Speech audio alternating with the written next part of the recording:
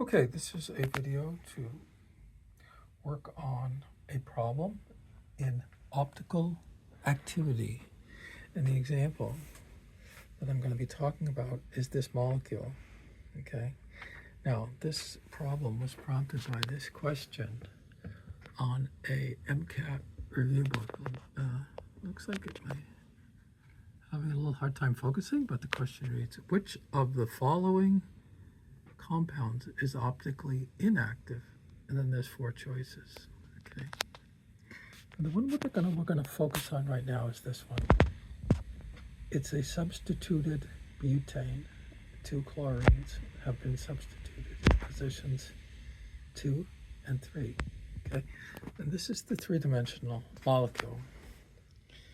Okay, now the thing that's noteworthy about this molecule is that it has a mirror plane, and you can see it right through there. Now, this molecule, I have folded it. It's not in the energetically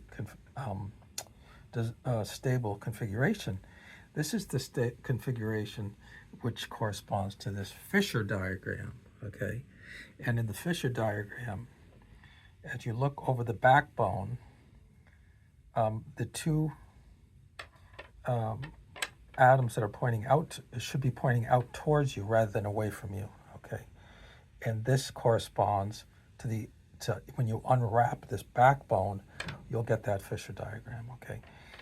So there are one issue here is that this molecule is not in the configuration that you'd normally find it. So are we talking about optical activity of the molecule in this configuration or in its normal configuration? Okay, but we're going to put that aside for the moment, and we'll start off with just talking about it in this configuration because this is what we have in front of us. Okay. Now, the way to tell if something is optically inactive is to put in light that's polarized in a particular plane and to see whether or not the plane of polarization gets rotated. Okay. And light, we can consider linearly polarized light to actually consist of equal amounts of right-handed circularly polarized light and left-handed circularly polarized light. So light, photons, which comprise light, have a spin of 1, and the photons come in 2 varieties, a spin of +1 and -1, and these correspond to right-hand circularly polarized and left-hand circularly polarized. And you could imagine that one of these is like a right-handed screw, because I took these by wrapping one of these around a pencil clockwise and the other one counterclockwise. And you can imagine one of these as the light is advancing forward to be rotating clockwise and the other one counterclockwise. Okay? Now, as such, they are mirror images of each other. Okay? And that's what this analysis is really going to all be about. It's going to be about the symmetry of a mirror image. Nothing to do with the particular physics of light interacting with a molecule, okay? Just the symmetry of a mirror image. This molecule has a mirror image, which would be equivalent to itself. And these 2 photons are mirror images of each other. Now, if the speed of propagation of the right-hand circularly polarized is equal to the speed of the left, that means that when they are combined equally to form linearly polarized light, that the plane of polarization will not rotate, it'll stay fixed. Okay. Question is whether or not the speed of propagation of the left and the right-hand circularly polarized would be equal to each other, okay, when they confront a molecule that has a plane of symmetry. Okay. Now, the way that we're going to investigate this is by taking this molecule, which has a plane of symmetry, and we're going to first show that, let's say we have 2 of them next to each other, okay? And I have them both in the exact same configuration, okay? And let's say that for the sake of this demonstration, that I'm going to place them so that I have them as mirror images of each other side by side so that I can place my right and left hand polarized photons side by side. Okay.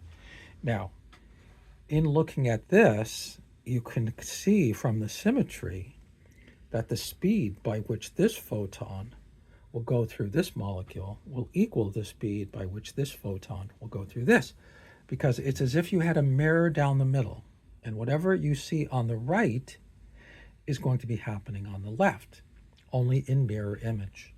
The photon will go at the same speed. This is because the laws of physics are the same in a mirror for the purposes of the interaction of light and a molecule. Okay, now we can see that, but now here's the further trick, is because this molecule has a mirror plane, even though it was this perpendicular one, it turns out that this molecule is actually the same molecule, only rotated, okay? And you have to bear with me because the molecules are a little tippy, okay? In other words, I rotated that 180 degrees to show that its mirror image is the exact same molecule, okay? Now, if this photon of the is polarized in the other way, it has to go the same speed on the mirror image one, but the mirror image one is the same as the original, so it has to go on the same speed of that.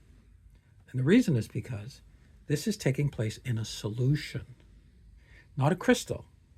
And in a solution, the molecules will show up in all orientations, okay? So this, the opposite orientation is going to show up just as frequently, the right-handed version and the left-handed version. Anything that will be happening to this one will be happening to this one in an equal way, okay, as these are all mixed up. And this is why this molecule will not rotate the plane of polarization of the light coming in here, okay, because these are going to propagate at the same speed, okay. Now, secondly, what I'm going to do is I'm going to address the issue of the fact that this particular conformation of the molecule is not the one that you would expect to find this in, okay. So what I'm going to do now is move to the conformation that we would expect to find this in. So the low energy conformation for this molecule is the one where the backbone is going to go, up and down, okay? And the rotation of the arms here are going to go out, but then they'll go back, and they'll go up towards you and then back, okay? And these are the exact same molecules as the two that I've just put aside. They're just unwrapped. And you notice that in unwrapping them, I now have unwrapped them and I've done the exact same demonstration as before, which is to say I've made one of them the mirror image right and left. And this is in the low energy configuration, the one that we're going to find them in.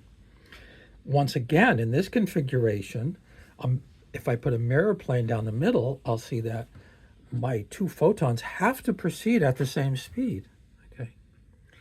And now here's the trick on this one.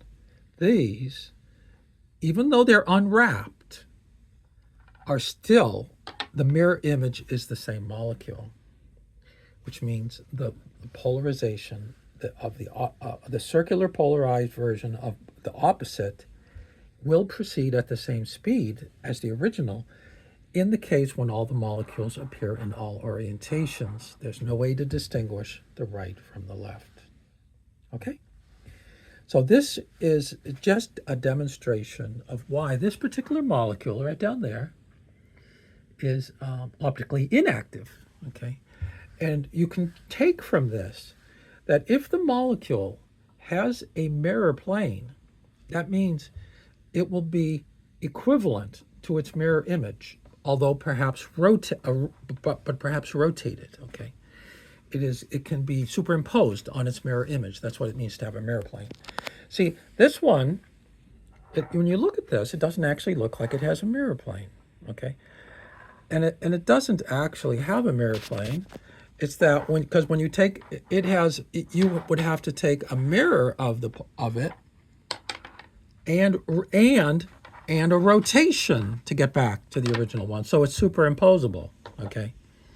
This one actually has a center of inversion right through that point.